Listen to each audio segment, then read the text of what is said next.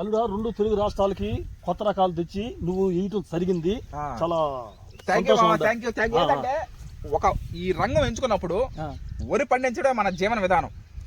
తాతోళ్ళు కానీ, ఎవరు జంపాల తాతోళ్ళు కానీ, తుమ్మగొండ తాతోళ్ళు కానీ, అల్లూరు తాతోళ్ళు కానీ, ఈ విధంగా వాళ్ళని చూసి నేను నేర్చుకునేది.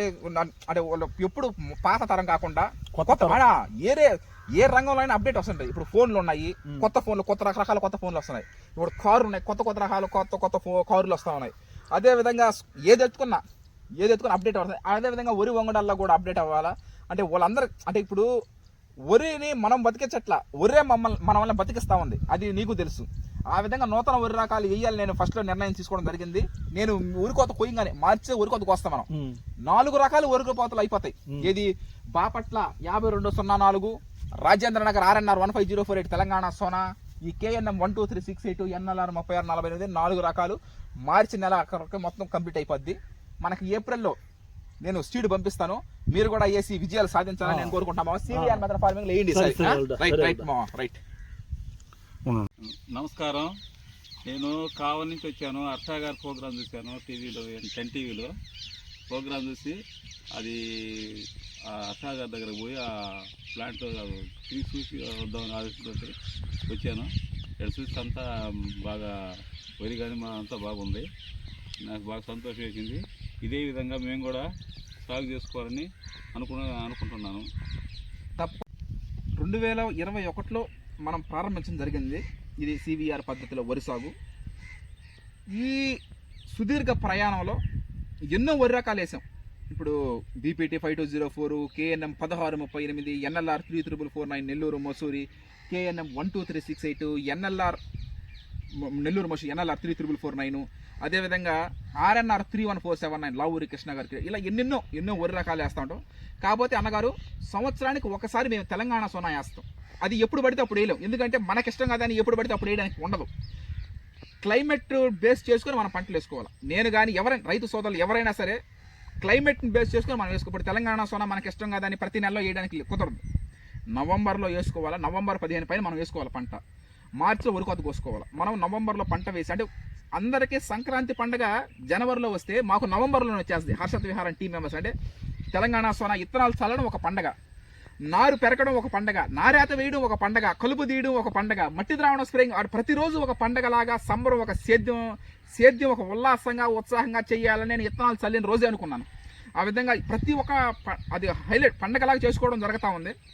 CVR మెథడ్ ఫార్మింగ్ లేకపోయినా, సొంత పొలాలు లేకపోయినా, మీరు ఈ రోజున నేను మిమ్మల్ని కలిసేవాడు కాదు, మీరు నన్ను కలిసేవాడు కాదు. ఈ విధంగా నాన్న బాబా ఇలా ఎంత కుటుంబ సభ్యులు ఆదరణ ఇవన్నీ దొరికేది కావు అనుకుంటున్నాను నేను. ఎందుకంటే సొంత పొలం ఉంది. CVR మెథడ్ లాంటి గొప్ప పేటెంట్ మనకుంది.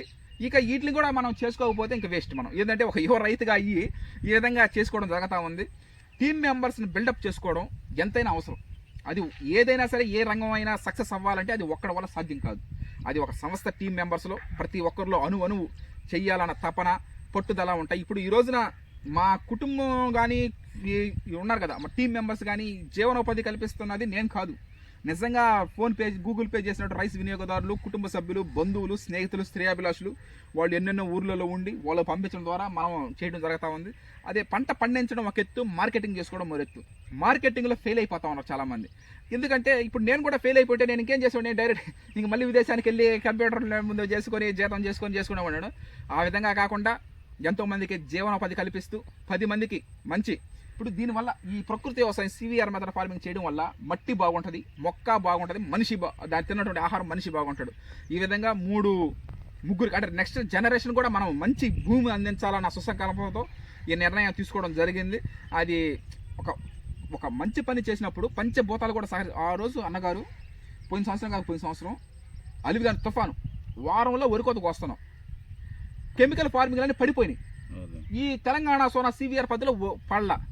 సార్ ఫోన్ చేసి చెప్తే ఈసారి పడిపోలేదు సార్, అది బాగా స్టిఫ్గా ఉందంటే, ఈ వడగండ్ల వానలు వచ్చినా కూడా అది పడిపోదు.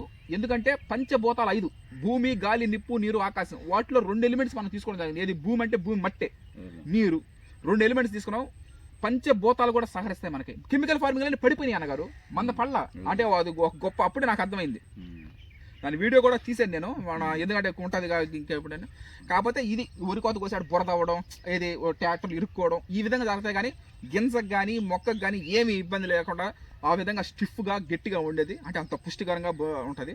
వాటిని తినడం ద్వారా మన ఆరోగ్యం కూడా బాగుంటుంది. ఆ విధంగా తెలంగాణ సోనాని మనం వేయడం జరుగుతూ ఉంది. ఈ సంవత్సరం ఏంటంటే 4 రకాలు వేసాం. Telangana Sona, BPT 5204, KNM 12368, NLR 3648, ఈ విధంగా 4 రకాలు వేయడం జరిగింది అన్నగారు. అందరికీ నమస్కారం. ఈ మధ్యకాలంలో చాలామంది రావడం జరిగింది. వాళ్ళందరూ వ్యవసాయ శాస్త్రవేత్తలు, ఇతర జిల్లాల రైతు సోదరులు అందరూ ఇక్కడ పొలంలోకి వచ్చే క్షేత్రంలో జరిగింది. ఈరోజు ఆ విధంగా మన పొలాన్ని సందర్శించడానికి కావలి నుండి మధు చౌదరి గారు రావడం చాలా సంతోషకరంగా ఉంది. ఆయన ఎంతో అభిమానంగా ఈ కుర్రోడు ఈ విధంగా ఆ జాబ్ కూడా ఉన్నత స్థాయి ఉద్యోగాలు కూడా వదిలేసి పొలాలు చేస్తున్నాడు, అవి ప్రత్యక్షంగా చూడాలా అని ఆయన రావడం, ఆయన వచ్చినందుకు ఆయనకు హృదయపూర్వక కృతజ్ఞతలు, అభినందనలు, ధన్యవాదాలు తెలియజేస్తున్నాము. ఈ విధంగా వ్యవసాయంలో యువతరం రావాల్సిన అవసరం ఉన్నది. అదిగాడు ఏంటంటే వాళ్ళకి సొంతంగా ఇష్టంగా ఉండాలి. ఇష్టంగా ఉన్నప్పుడు వ్యవసాయంలో వస్తే, ఎందుకని ఈ విధంగా నేను మాట్లాడుతున్నానంటే ఒక సీనియర్ రైతుగా 30 ఏళ్ల కాలం నుంచి ఈ రైతులు వ్యవసాయంలో ఎన్నో సాధబాధలు చూసాము. అందువల్ల ఇక్కడ అంతా వాయిస్ వినిపించలేని వాళ్ళు ఉండే తలికి ఈ పంటలు 6 కాలం పండించి ఆ పంటలు అమ్ముకునేటప్పుడు వాళ్ళకి న్యాయం జరగడం లేదు. ఎంతో దారుణంగా ఆ మాసులు జరిగే 2 నెలల్లో రేట్లు తొక్కేయడం, తరువాత పెరగడం జరుగుతుంది. రైతులు దీనివల్ల వాళ్ళు ఇబ్బంది పడుతున్నారు. అందువల్ల యూత్ అనేది దీంట్లోకి వస్తే వాళ్ళ టెక్నాలజీ పరంగా అన్నీ తెలుసు కాబట్టి ఇంకా ముందడుగేసి వ్యవసాయం అద్భుతంగా ఉంటుంది. యువతరమే దేశానికి ఎన్నుముక అయ్యే వాళ్ళేను రథసారథులు రాబోయే రోజుల్లో. అందువల్ల ఇంట్రెస్ట్ ఉన్న వాళ్ళందరూ వ్యవసాయాలు ఉన్నప్పుడు ఆ దారిగా రావాలని ఒక సీనియర్ రైతుగా నేను కోరుకుంటున్నాను. Okay, thank you.